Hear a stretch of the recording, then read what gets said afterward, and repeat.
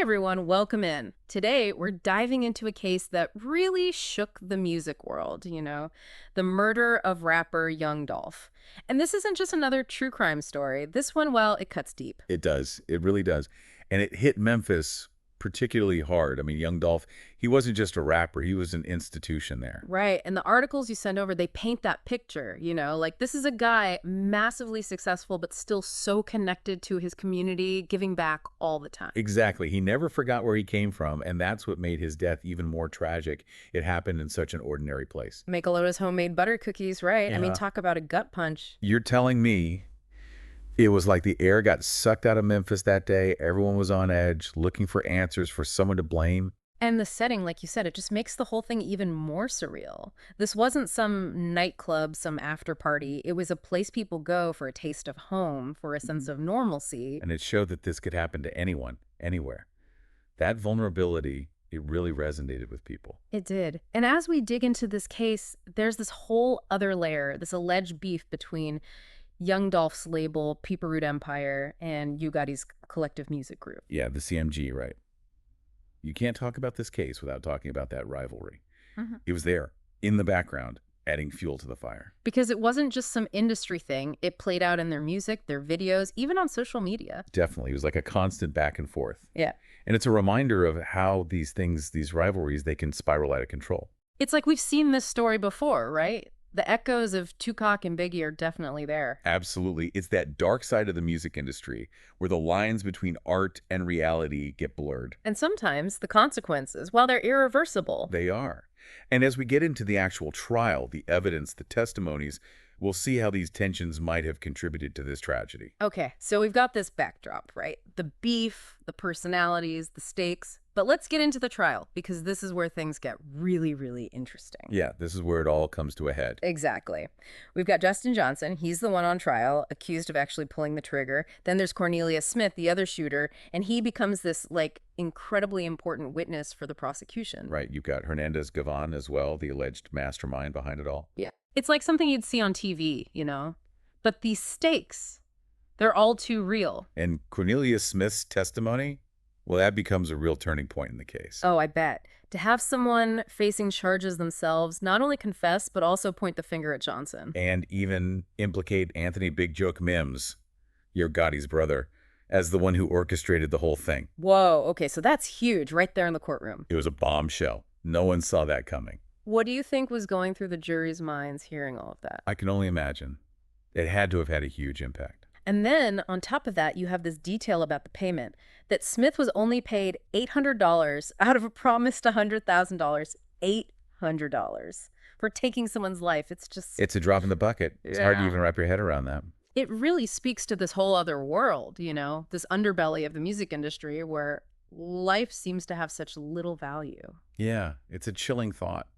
And it's something that comes up time and time again in these kinds of cases. So beyond Smith's testimony, the prosecution, they laid out a lot of evidence, right?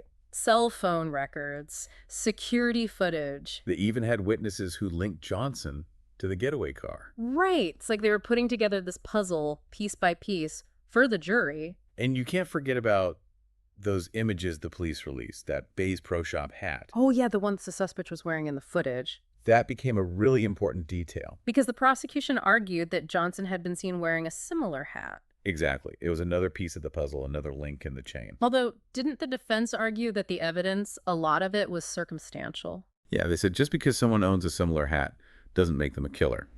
But in the end, the jury didn't buy it. No, they didn't.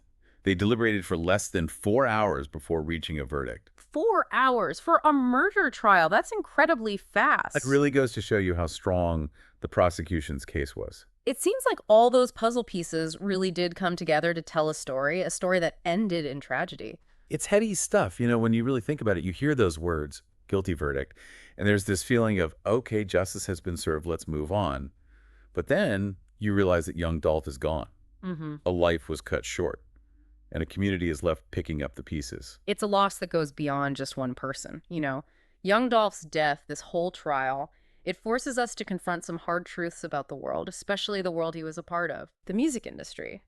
And that Instagram post from Johnson's account after the verdict, that really got to me, talking about street responsibility, like it's some kind of code to live by. It's like this whole other moral compass where silence is golden and any sign of disrespect is met with violence. It's unsettling, to say the least. And you have to wonder, how much did that kind of thinking, that street code, play a role in all of this? It's hard to say for sure, but it's definitely a factor. And it makes you think about Young Dolph's music differently, doesn't it? It does. His lyrics, they were so real, so raw, often reflecting the life he saw around him. There's a line from his song Preach, and it hits different now, knowing how his story ended. He said, out here in these streets, it ain't no such thing as love. It's like he knew, you know? It's like he was aware of the risks, the ever-present danger. Yeah. And it makes his music that much more powerful, that much more heartbreaking. It's a tragedy, no doubt about it. But maybe, just maybe, something good can come from it, you know? What do you mean? Like, maybe this case can be a catalyst for change, for a real conversation about the consequences of violence, the pressures young people face. I like that, because it's not just about Young Dolph. It's about all the others who have been caught in this cycle, who've lost their lives too soon. Exactly. We have to do better to create a different kind of future for the next generation. We need to challenge the narratives, change the way we think, the way we talk about these issues, and most importantly, we need to offer support and opportunities to those who need it most. It's a lot to unpack, that's for sure. But that's what we're here for, right?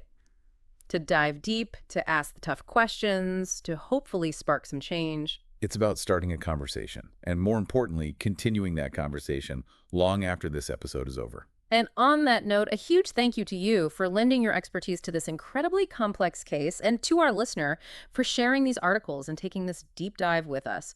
Remember, knowledge is power, and it's up to all of us to use that power to create a better, safer world. Until next time, stay curious and stay safe.